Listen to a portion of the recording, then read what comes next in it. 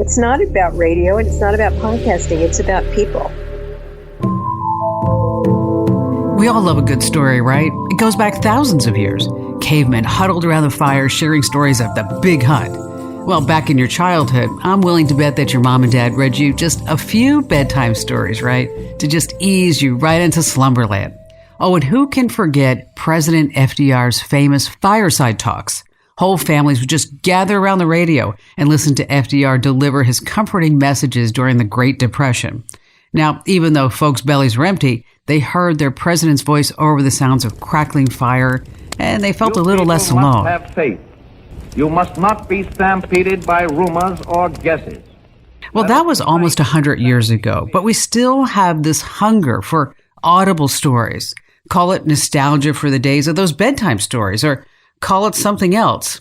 Either way, the demand for voice-based content is as strong as ever. It's just that the format has evolved. Podcasts are this shiny new replacement stepping in for our desire for stories. And they have endless potential. They're like audio essays just full of know-how and humor and stories that teach you a lot about anything in the world.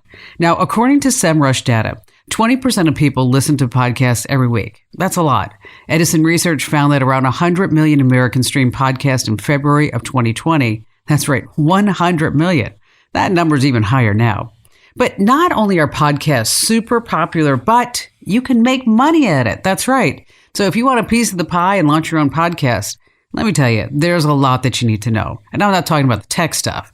You're also going to want to know how the professionals tell stories.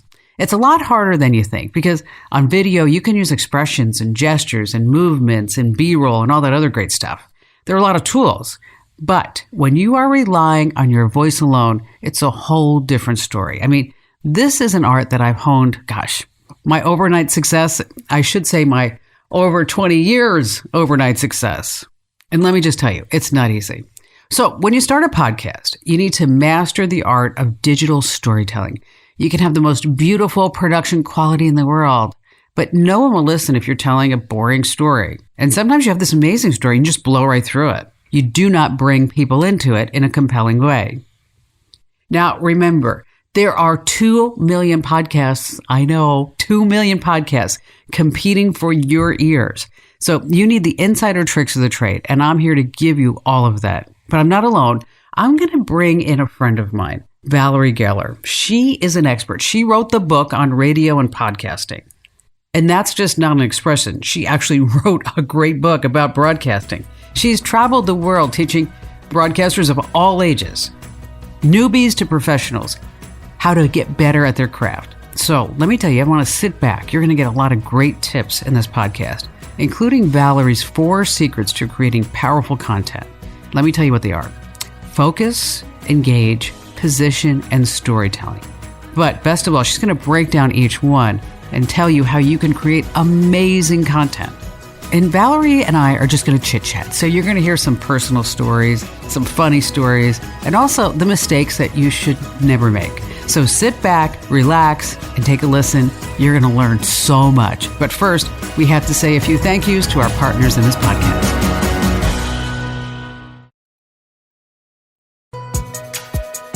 Hey, welcome to Kim Komando Explains. In this episode, we're spilling the beans. I've been in the radio industry for decades. And let me tell you, I know exactly what works, what doesn't work. And the same goes for Valerie Geller, who's made her career teaching the ins and outs of professionals in this industry. So let's just jump right into it. So Valerie, let's just start at the beginning. I mean, you always talk about like powerful radio, and now it's like powerful podcasting. What makes content powerful? Okay. What makes content compelling and powerful? There are definite X factors to it because you can have the same story and a boring person tells it and it doesn't work. You can have what would be a boring story and somebody who is a personality, who is using craft techniques, who has passion or interest in the topic, they can make that come alive. I believe there are no boring stories, only boring storytellers. And it's an amazing thing. So nothing in this life is boring if the person communicating it has a way to make it relevant, make it matter, get a listener to care, and has passion or opinion or experience of the thing and is interested. The secret of life is interested is interesting. Bored is boring. And really, I only have 3 rules about radio and now podcasting, any audio or visual media.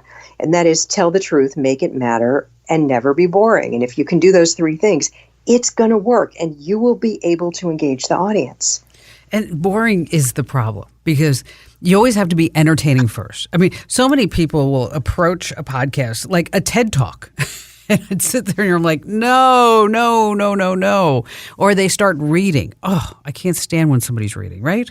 Right. And I think that you're not alone. I mean, human beings would so much rather be communicated with than read to.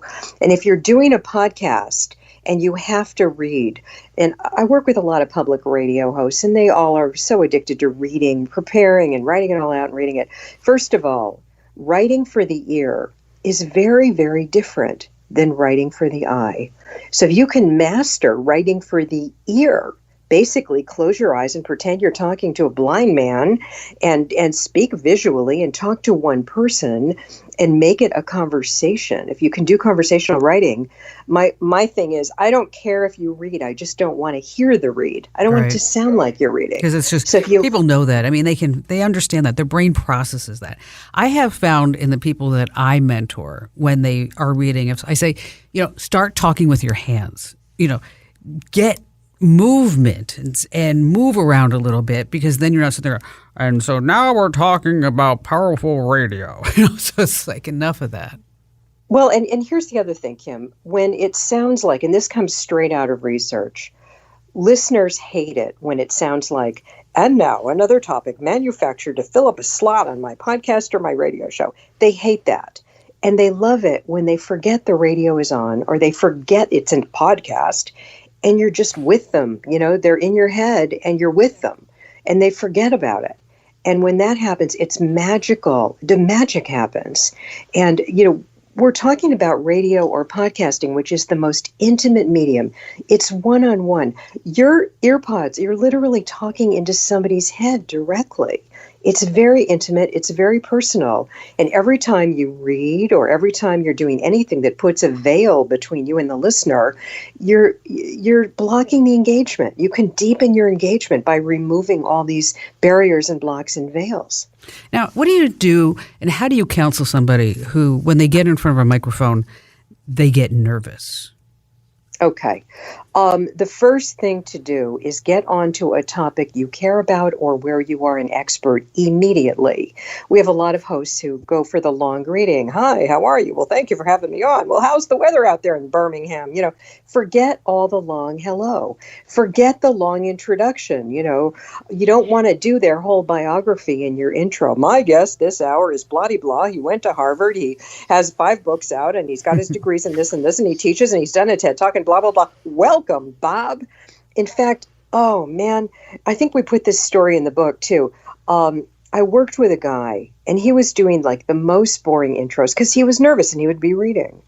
And after a workshop, the next day, I was actually driving to the airport, and I was in the rental car and I had the radio on. And he started out with, imagine you're on a train and you're in Japan and you don't speak Japanese. You don't know where the train is going. People are handing you things. They seem mad at you and they're yelling at you and you feel totally frustrated. If you can understand that, you now know what every autistic child feels. John Johnson, the author of Undertale. Yeah, this exactly. Yeah. Understanding Autism author. And so instead of my guest this hour is Dr. John Johnson, who writes for Psychology Today about autism. He's an expert in the field and went to Harvard, blah, blah, blah. All of that can be peppered throughout the interview. So, John, you went to Harvard. You can pepper that throughout.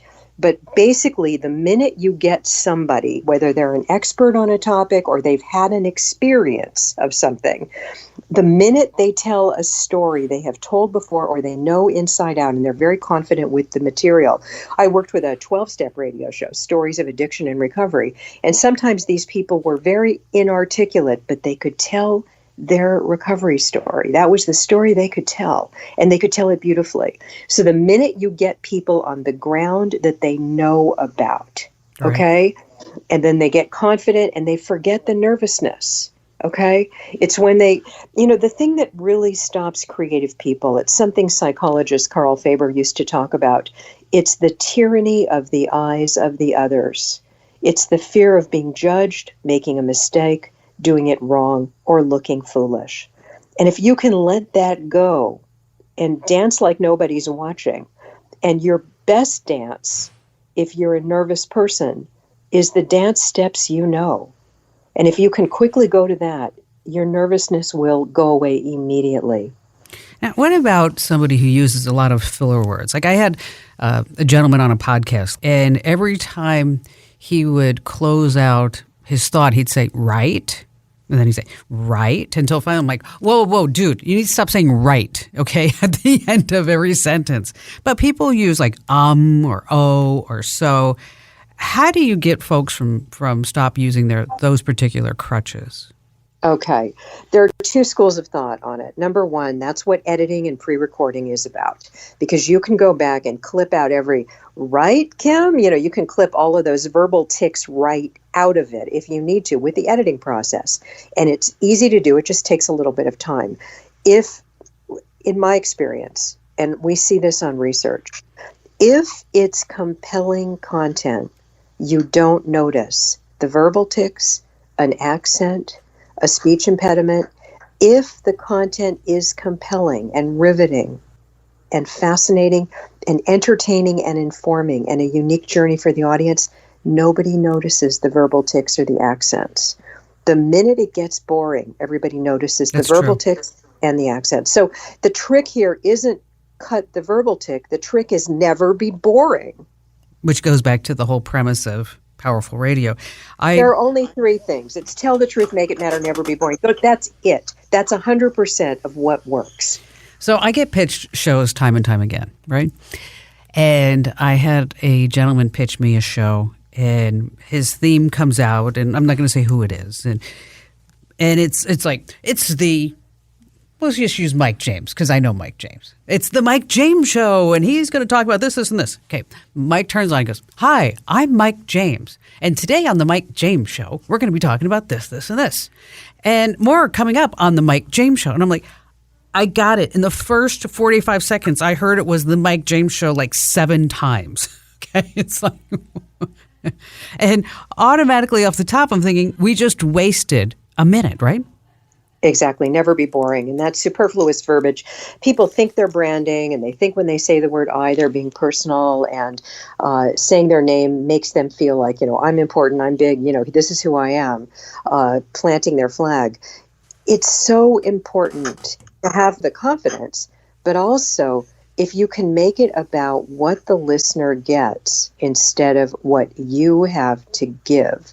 So, for example, instead of you're listening to the Mike James Show and now I'm Mike James, instead of all that, if you can turn it around and say, if you're interested in real estate and learning how to flip houses and learning how to deal with tenants who call you at 2:00 in the morning when the toilet doesn't work, you will not want to miss the next few minutes with Mike James. He's an expert on flipping houses and managing buildings. Lots of tips and techniques for you. Mike James, welcome. Or I'm Mike James. If you turn it around from what we have to give, instead of we have 5 sets of tickets to give away, you have 5 chances to win. Right. Exactly. If you can turn everything around to what the audience gets. And Kim, you do this so beautifully. And this is your 20 years plus of doing it and being married to who you're married to and doing the work and figuring out what works to keep and grow audiences. If you make everything about what you get instead of what we have to give, it's going to work better for you. Well, if we really wanted to do the Mike James Show, is that really, Valerie, it would be about dating. because, I have been trying for years and years, and Mike is sitting right here. I mean, to get Mike a great date. That's all. I mean, we did ourtime.com. We filled out the profiles. He forgets his passwords. It's so interesting because they say, and this is something really, and I just actually heard this on a podcast. They say that men will marry when they are ready. Women will marry when they meet the right person. Oh, see that, Mike? Yeah, I think that's absolutely true. So a guy could be with the perfect woman when he's, let's say, in college, but he's not ready. He's nowhere near ready to make the commitment. So she could be the perfect woman, but she got away and he regrets it for 20 years because he wasn't ready. And the minute she finds the right guy, she says, ready or not, this is it, I'm doing it. And so it's a really interesting Mars-Venus thing that happens. And I've been thinking about it a lot because we have a lot of friends who say, life is lonely, COVID is lonely, I would love to be partnered. Well, Kim, you know this. Marriage is hard. Being single is hard. When you're married, you have to compromise, and you never get 100% of what you want to do ever. It's always a compromise, and it's always a 60-40 deal, and that's how you have a happy marriage, right? But when you're single, you can do exactly what you want 100% of the time. You can put all your time to building a career. You can put all your time into your passions. And it's a very different thing, but it's lonely. And nobody's telling you what to do and how to do it. And you don't have to navigate. Oh, I put a foot wrong, or gee, I just don't feel like talking at dinner right now. You don't have to deal with. So, but it's 6 of one and half a dozen of another. Both are really hard. One, you have compromise, but you're not alone. You have somebody who's right there with you, a partner in life who's got your back. And the other one is you get to do 100% of what you want. But it's lonely. So, Mike, you're stuck with me being your friend. That is perfectly fine. Is that fine? All right. right. And then there's lots of ways to have significant others, and it may just be that Mike's relationship with you, helping you run your business, helping you produce your programming, these things are, and also having his side businesses. These are things that are very fulfilling. And I guarantee when the right one comes along, he will go for it. All right, he'll buy in a ring tomorrow. So here's the deal, Mike. I will stop getting on national radio explaining that you are a real estate mogul tycoon with a lot of money and good looking and accepting women who have high qualifications such as breathing. Right. We will now say that I won't do that any longer. Hey, listen, we're going to take a quick break. We have to say a few thank yous to our partners in this podcast because they are making it possible. When we come back, we're going to talk about the biggest mistakes that podcasters and broadcasters make here with Valerie Geller.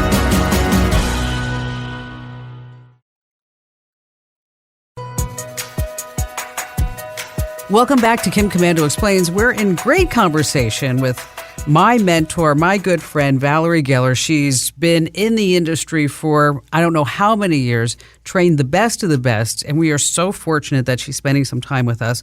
So, Valerie, we start talking about mistakes.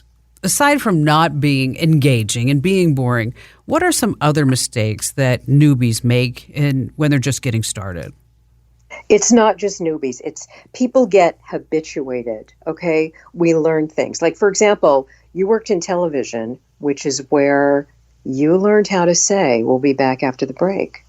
And that is habituated in you. But in radio and in podcasting, if you say the word break, you're giving the audience an out. Oh, you know what happens. Ouch. You know what happens. I know. Is it okay to do this? No, to give me a little bit? No, that's fine. Teach me. We're going to turn this into a Kim Komando session. What happens when you say the word break? Psychologically, people think they can go away and do something else. But if you say up next, up next. I learned something. I'm Kim Komando. You're listening to Valerie Geller and Mike talking about flipping houses and powerful podcasting. More for you up next. That's better than we'll be back after the break. That's a TV thing where they actually break away and do something different. But on audio, you never break away. The radio is on, the radio is off, the podcast is on, the podcast is off. It's interesting or it's boring. And so that's one of those things where people who've been doing this, we call it polishing the diamond. People who've been doing this for years, especially people who come out of television.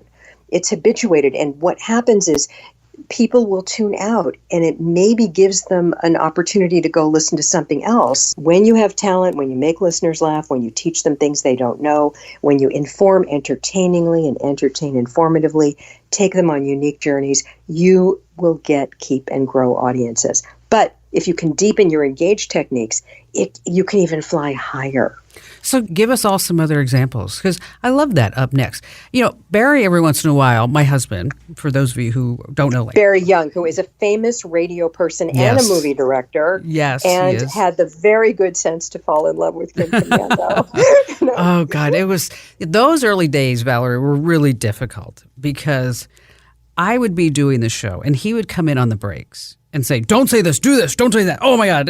And so one time he came in and it was like first break. And he looked at me and goes, I don't know why I'm all wrapped up with you. You suck. This is the worst show ever. And then I got so mad. And I came back on the air. I was like, welcome to the Kim Komando Show. In retrospect, he said what I was doing is I was trying to get more energy out of you. Oh, I love it. And see, he knows you really well. And he knew that if he could poke you with a stick, he would get the performance. He's a born director, and he did what it took to get what his artist needed. He did. And it wasn't too long ago, probably 2 years ago now. He asked me, "Why do you give out the phone number so much?" I said, "What do you mean?" He said, "Why are you giving out the call-in number? I mean, you're programming to the listener. You're not programming to the caller. And so why do you give out the phone number so much? You have plenty of calls. You don't have to beg for calls."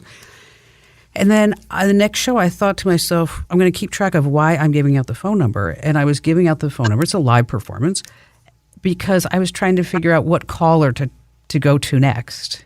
Ah. And so in order to fill those 2 or 3 right, seconds. You're looking through the calls to decide which one's going to be the best one. Exactly. And so you're using that as a verbal crutch. Okay. And so, but I broke that. Have you ever thought about, Mary, you want to talk about buying your first computer. Jonathan, you want to talk about cybersecurity. And Eleanor, you are calling because you're buying an iPad for your kid and the kid is 3 years old and you want to talk about that. All of this coming up next. Very good.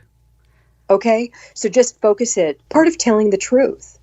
And by giving out the number and not letting the listener in on your process, which was you're looking over a menu and deciding which to pick next, right? Which one do I want to take next? Who's going to be the best? I'll tell you, I had this greatest caller, Valerie. A woman, her name is Dana, and she calls because her 18-year-old girl's being stalked and cyber harassed for 3 months. And now the guy has taken the mother's picture and put the mother's picture up on the porno sites with the mother's cell phone number. And she went to the police. They didn't want to help her. So I found somebody who worked in Afghanistan with terrorist cells. And now, after about 6 weeks, he tells me that he's very close to getting the arrest warrant for this person. Fantastic. Okay, so here's what you're doing. You're in the story business, Kim. You're not in the computer advice business. You're in the story business. This is about people and life and the struggle to be human. The technology makes our life better. You help us navigate the tech. But the bottom line is, this is human life and getting through life with a microphone. It has very little to do with radio or podcasting. It's people and life. And that's where the show has evolved into, really, by the way. And that's who you are.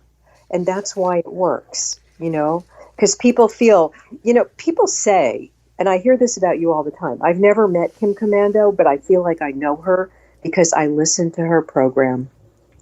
And that's such a wonderful thing. And actually, you had mentioned my book, and I had 3 clients go, Kim Komando talked about your book. And they got so excited. I got calls from our clients. Oh, that's awesome. Their guy does a car show in Georgia and different people from all over the country because they got excited, because they felt like, oh, wow, they connected the dots with a person they know and Kim's mentioning it. And when they feel they know you. Now, conversely, when you take calls on the air, a great caller is always someone where you can close your eyes and visualize the person. And if you can get a mental picture of what someone looks like, it's usually a great call. If you can't visualize the person, it tends never to be as good a call or as good a story. Do you know what I mean? Oh, I've done that. I do that. And I say like, oh, this is what this person looks like. Well, you're also so talented. The thing about you is you can incorporate changes in 1 minute and do them, and it's exciting. It's really exciting. Sometimes you get to work with fast horses, and they are champions, and you are one of them, and it's amazing. Thank you for that. Let me ask you this. What tricks can we pass along that you can use to get the story out of someone? Because if you get the story out of someone, then it's not boring. And like sometimes you have somebody who just gives you one-word answers. I interviewed Bill Gates years ago, and it was like, so Bill, where do you see the future of Windows? Big. I'm like, okay, can you give me just a little bit more with that? Or what about the person who never stops talking? Okay, the person who never stops talking is someone that you have to direct. And it's not rude when you jump in and say, moving on, next question, just jump in. Because you need to protect the audience from somebody being boring. And by the third time they've gone around with the topic and looped around on something, it has to stop because then it's going to be boring. And you need to protect your product. In order to elicit stories, ask the why questions. Don't ask the what questions, ask the why. Bill Gates, you say it's going to be big. Why? Why? The minute you ask why, or how does this affect people? Or if you had a crystal ball and you could look into it, how would you see the future? Give them the opportunity to articulate a story. And people know their own stories. And the minute they start being monosyllabic or giving one-word answers or being boring, get them to their own story. Get them off topic. Don't worry about it. Worry about being interesting and entertaining to an audience, and don't worry about off topic. Have a conversation. If people could have conversations like they have the best guy that they ever sat next to on an airplane or the best woman they ever sat next to, in a waiting room at a doctor's office where you're just talking about life and it's a random conversation, but it's really real. And if you can get that going, it's great. Some tips are speak visually. Audio is a blind medium, and the more you can describe things visually, the better it works. So instead of saying, it's a beautiful sunset, tangerine sky, use the words to paint the word pictures so that the audience, you're almost like making a movie and putting the listener in that movie, setting the scene. When you can do that, it's more powerful. Shorter is always better than longer if you can be succinct and say it quickly. And then the last part of this is this a story the person has told 1,000 times and they're bored with it? And if they're bored, Yeah. It's going to be boring. And if you're getting stock rap, if you're interviewing someone who's been interviewed 1,000 times and they're giving you stock rap, it's going to be boring. So now it becomes having a conversation with them. And we usually advise giving 3 questions. And if they can't do it in 3 questions, thank you and goodbye. Because you're more interesting than a boring guest, Kim. Yeah. I'd much rather hear you. Well, that was one of the lessons that Barry always implanted on me, is that the callers are there simply to make you look good. and the other part of this to keep them tuned in. Right. Fewer than 3% are ever going to call. Most people don't listen or don't ever call. They listen. 97% listens, 3% will call. With texting, you get maybe 5 to 7% will text in on a live show with a question. But it's really the 90%, 93%, 95% who are really, really listening. They're not going to be actively engaged. Fortunately, I've been blessed with a great voice, but a lot of people haven't been. So what kind of tips can we pass along for somebody who maybe doesn't have a cadence or they don't have the tone, or what exactly Everyone makes can up a great improve. voice? Okay, your voice, Kim, is your gift. That's from God. It's like the blue eyes. You get it, and it's a feature. But you know what? Somebody with a beautiful voice and nothing to say is not going to get ratings. Okay? I would so much rather hear somebody with something to say. I don't care about their voice. If you imagine each listener has a bucket, What gold are you putting in that bucket? What's new information? What's a story that's powerful? What's talkable topic that I can talk about with my friends and family later? What characters are you introducing me to that I would never meet in real life, but now because of your radio show, my world has been expanded in some way. You've given me these gifts. Maybe you've made me laugh, okay? There are lots of people who don't have good voices, but they have wonderfully successful radio shows and podcasts because they have interesting things to say. That's number one. That being said, everyone can improve their voice. So deep breathing, relax. Always have an end point to what it is you're going to say, because then you go down a rabbit hole, and that's where some of these verbal tics can come in. There are people who, the first 3 shows, and I've heard this a lot, we couldn't stand the sound of her voice. And then by the 4th show, it kicked in because it was so interesting that 6 months later, when the show goes to number 1, nobody minds the voice because it's the content. It's content driven. You know, not everybody who's 6'6" is going to be a great basketball player, but it helps. Okay. And if you have a great voice, it helps. It's a feature. But the reality is it's not the voice. It's what you say. It's how you use it. Don't forget to breathe. Get sleep. Drink water. Lemon in water is powerful. Avoid milk and milk products before you go on microphone. The last thing is, don't yell and scream before you go to air. It doesn't help your voice. Protect your voice. It's your instrument. So whatever your voice sounds like, it is an instrument. It can be improved. Eating right, resting, drinking lots of water, deep breathing. If you want to work with a voice coach, if you've been told, given advice, good acting coaches and good voice coaches are really, really valuable. And we have a list of them in the Beyond Powerful Radio book. But again, breathing and what you do with a voice is also vital. I'd also like to add peanuts. Never eat peanuts before you go on the air. Right, because you get into a coughing fit. The things to eat that are good before air are bananas, lemon water, okay? I mean, things that are going to soothe your vocal cords, not add any, phlegm or coughing or, I mean, all you have to do is cough down 1 peanut skin and you're no good for 2 days, okay? Yeah, that's a bad thing. Well, you're just teaching us so much. And coming up next, we're going to talk about work across multiple platforms here on Kim Komando Explained.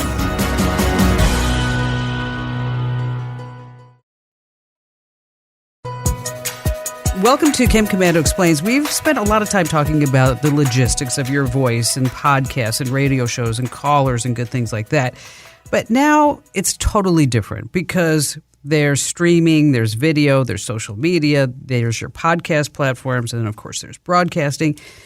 So, Valerie, what's a piece of advice that you could give a podcaster, somebody who maybe wants to someday graduate to a formal radio show, about working all these different channels? Okay. First of all, what's different now about the multi-platform world, and we went through this with COVID-19, the audience suddenly discovered all the plethora of choices they had available. So whereas before maybe it was radio in the car or a few podcasts that you knew about, audiences had time to explore and dabble and find programming that they loved. So there's a lot more competition. With the increased competition, you have to be better, you have to be stronger, you have to fly higher. And the most important thing is start strong. You have now, we used to have about 15 seconds before someone would take their finger and switch out. Now you have 3 to 5 seconds before an audience member. It switches out. So constantly answer the question, here's why you need to listen to this, or why should I listen to this? And if you can actually answer that, if you care about computers, the world of tech, you have found the right place to get your answers with the digital goddess, Kim Komando, with you for the hour. The minute you give the listener the reason you're listening, what computer to buy, it's time to upgrade, you're totally lost at sea. Well, you found a captain who can guide you through it. It's Kim Komando right now, right here. Okay? Give the audience the reason to listen. Why should I listen? Or here's why you need to listen to this. Answer that in your brain before you open the microphone. And if you can start with that, you'll start with instant engage. Using the word you instead of we, me, I, us, or our is very, very powerful. Talking to one listener at a time, always. So if you can even pare it down to using the word you instead of any of you, all of you, those of you, and use you. If you are a man, if you are a woman, if you have kids, if you don't have kids, you're still going to want to know that they're talking about adding corporal punishment back in schools. Okay? It becomes you and you and you. Valerie, what does the research say about the use of music and sound effects in podcasts? The research says never be boring. So if the music can help it not be boring, and if the music can help you signature your brand, great. But really the music is there so that it's not boring. The reason they put the music under everything is people think it's going to add an element. Now, music is very inspiring. A different thing happens in your brain with dopamine when you hear music. So a different part of the brain opens up, which is absolutely incredible. And people sometimes tap into that with music while they talk. The other part of it is laughter does the same thing. So if you make a listener laugh, their brain floods with dopamine. They feel really good. And then they can listen to things. That's why stand-up comedians can go to such difficult areas of conversation that you couldn't normally talk about in real life, because you're laughing and your brain is flooded with the endorphins and dopamine, and the learning centers have opened up. And that happens with music in a different way. So yes, music works, but if it's the wrong music, it won't work. And a lot of times people just put music in because they use it transitionally and they are so afraid of being boring that they let the music do some of the heavy lifting. Does that make sense to you? It does. Have you seen the Book of Mormon? Yes. Okay. There are so many points in that play that I was laughing out loud, thinking I should not be laughing right now because there you go. That's so That's inappropriate. That's it. You can laugh because you're laughing. You can take in the information in a different way because of the laughter. And in fact, it's a good thing. You were talking before about relationships. And if you can say something that's difficult, but make it fun or funny, the other person won't take it personally and won't get angry. They'll hear it. If you can use humor. That's why the number one thing, when you ask women, what do you look for in a man? If you go to Match.com and they say the number one thing, women are not looking for a rich guy. They're not looking for a good looking guy. They're looking for a guy who makes them laugh. Because if someone can make you laugh, life is very hard. And if this guy can make you laugh, you can get through life together, through all the hard stuff. Which is so very true. And we have to go back and remember that when we are delivering an audio product, that it has to be engaging. It can't be boring. I always say to people that have a conversation just as you would around the kitchen table. Just pretend that it's just us. I'm actually mentoring 2 people right now here in the studios. And it's been a process. As you know, it's hard taking somebody who has never done this and say, okay, here's a microphone, go be talented. But we are taking them along. But my big thing is we've gone through is like how to make sure that they're not reading. And I've also taken it a step further is I have them editing their own audio so they can hear what they sound like. That's see perfect. what the mistakes. They can self-check. Right. They can self-check when they go back over. I mean, the things we look for when we air check, and I spend a lot of my time air checking on air and podcast hosts. That's what I do to make my living. We have a criteria. Is it conversational? Are you talking to one listener? Do I know you from hearing this? Is it interesting? Did you make it compelling? Are you interested in this? Did you give me some visuals? Is there any moment of humor? Are there moments of truth that connect? What's the talkable topic? Because the reality is, Kim, people can read your blog or they can go online and research information about computers and tech, but they can't get you anywhere else. And one of the things, whenever we hire an on-air personality for a radio station, or I look at a podcast and I look at, is it worth my time to work with it and sponsors to sponsor it? And the first question is, would you take a 5-hour car journey with this person and have a great time? And if the answer is no, I don't care how smart you are, I don't care how knowledgeable you are about the topic, if you're not likable at some level, and if I wouldn't want to take a 5-hour car journey with you and drive from Phoenix to LA in the car with you and have fun and know it could be a full range experience, maybe we would sing in the car and we would laugh and we would play the license plate game and we would have serious discussions. If we couldn't go full range human, that probably wouldn't be as fun a ride. And so I always ask that, would you take a 5-hour car journey? And if the answer is yes, then the chances are audiences are going to respond, connect, and relate to this person, and the show will be successful. And so will the podcast. And so many people will call the show and they say, what do I need to get started? I have this vision. Want to do a podcast about X, Y, or Z. And it astounds me that yesterday I read a stat. There's like 2.4 million podcasts right now. Anything. And 25% of them are only one episode. So 25% of that huge number is just a one episode where people tried it. Here's the curse of our business. Everyone can talk. Everybody thinks they can do this and that it's easy. The curse is the great ones make it look so easy. You know, people say, I really want to be an artist. Okay, well, here's a box of crayons and here's a piece of white paper.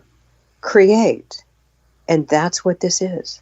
There's a podcast for people who breed chameleons, believe it or not. They have like 25,000 subscribers or some number like that. And they'll get more because podcasting is global. And so if you can, broadcasting is broad. That's broadcasting to a mass audience. And you need to be more general when you're doing broadcasting. But a podcast can be narrowcast. You can do it as narrow as you want. So, for example, if you're doing a podcast about how to breed a chameleon, or let's say you're doing a podcast about dealing with an overweight aging cat, you can go global and get 1 million listeners to this particular podcast about old fat cats because you'll find your audience. It is. Although I'm still surprised about the one podcast that I saw on Apple maybe a year ago. It was guys that I have... They don't use the word slept with. And I was looking at that title. I'm like, wow, there's a shocker. Just about anybody can have a podcast. So, Valerie, you are amazing. And thank you for spending so much time with us. So this is Beyond Powerful Radio. Now, it's not just a book at beyondpowerfulradio.com. There's the audiobook too, right? Right. The audiobook is on Audible, and it's one of the free books if you're on Audible. And there's also a new website put together really with a lot of information geared toward podcasting called creatingpowerfulpodcasts.com. And if people are interested or if they have a direct question, I'm pretty responsive directly on Twitter. It's at V like Victor Geller, Geller on Twitter. And if you direct message me on Twitter, with a quick question, I'm very happy to answer back on direct message. Oh, gosh, you are so nice. That is so sweet of you. Well, I'm secretly also looking for the next. I mean, you never know when you're going to get the call, Kim, going, Kim, I found somebody who is really good and they need a syndicator, you know? So you just never know. We want to find the next generation of talent. We want to find those needles in the haystack that are going to break through. We want to train people so that if they do have an area of speciality or they want to do a podcast, they have all the tools and the methodology to do that and have it available. And Kim, before you let me go, I just want to say thank you to you. I am so proud of you, and I love your show. I am a big fan, and I am just honored to be your friend and honored to have known you these years, and I just can't wait to see what's next for you. I don't know, Valerie. I love what I do, and I don't want to stop. I don't need to do this, but I just really enjoy it. Well, because you're a born communicator, and you love people. It's not about radio, and it's not about podcasting. It's about people. And that's what it is. And it's just amazing to me. So I'm just going to stand back and watch to see how tall a tree this can become. You've done amazingly. Podcast and Twitter handle again for everybody? Okay, the podcast is creatingpowerfulpodcasts.com. And the Twitter is at V like Victor Geller, Geller. And the other website is beyondpowerfulradio.com. Thanks, Val. You're amazing. Kim, thank you. Isn't she something?